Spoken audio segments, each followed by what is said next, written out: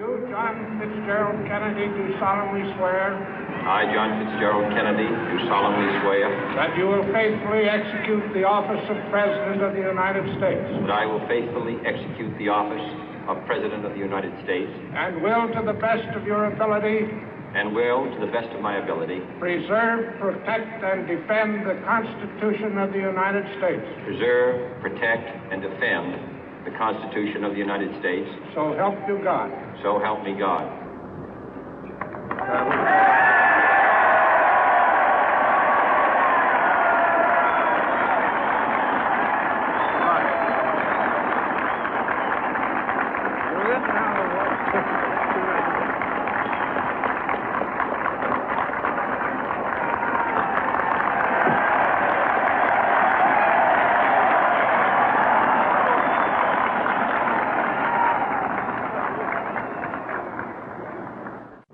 Vice President Johnson, Mr. Speaker, Mr. Chief Justice, President Eisenhower, Vice President Nixon, President Truman, Reverend clergy, fellow citizens.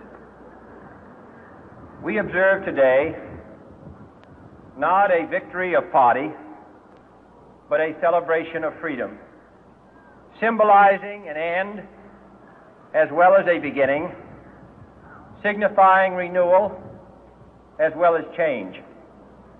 For I have sworn before you and Almighty God the same solemn oath our forebears prescribed nearly a century and 3/4 ago.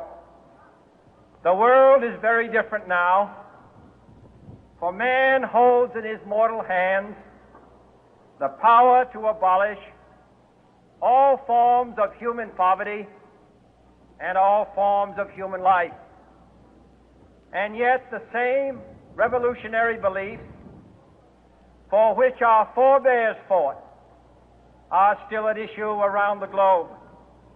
The belief that the rights of man come not from the generosity of the state, but from the hand of God.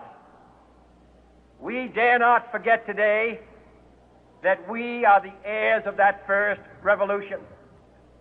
Let the word go forth from this time and place to friend and foe alike that the torch has been passed to a new generation of Americans born in this century, tempered by war, disciplined by a hard and bitter peace, proud of our ancient heritage, and unwilling to witness or permit the slow undoing of those human rights to which this nation has always been committed and to which we are committed today at home and around the world.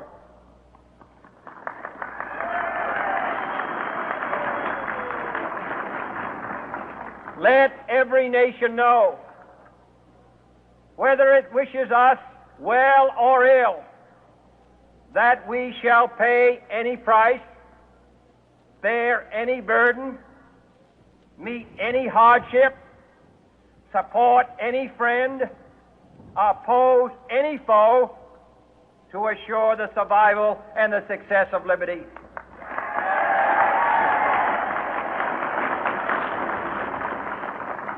This much we pledge and more. To those old allies whose cultural and spiritual origins we share, we pledge the loyalty of faithful friends.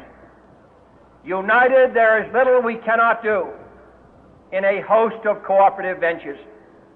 Divided, there is little we can do, for we dare not meet a powerful challenge at odds and split asunder. To those new states whom we welcome to the ranks of the free, we pledge our word that one form of colonial control shall not have passed away merely to be replaced by a far more iron tyranny. We shall not always expect to find them supporting our view, but we shall always hope to find them strongly supporting their own freedom, and to remember that in the past, those who foolishly sought power by riding the back of the tiger ended up inside.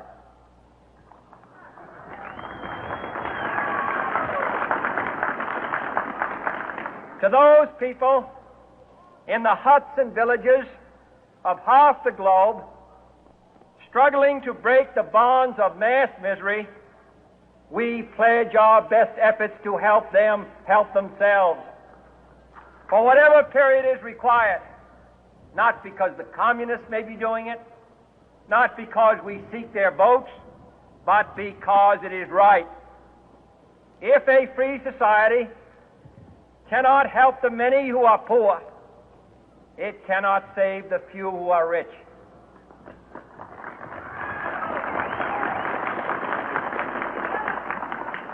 To our sister republics south of our border, we offer a special pledge to convert our good words into good deeds, in a new alliance for progress, to assist free men and free governments in casting off the chains of poverty. But this peaceful revolution of hope cannot become the prey of hostile powers. Let all our neighbors know that we shall join with them to oppose aggression or subversion anywhere in the Americas. And let every other power know that this hemisphere intends to remain the master of its own house.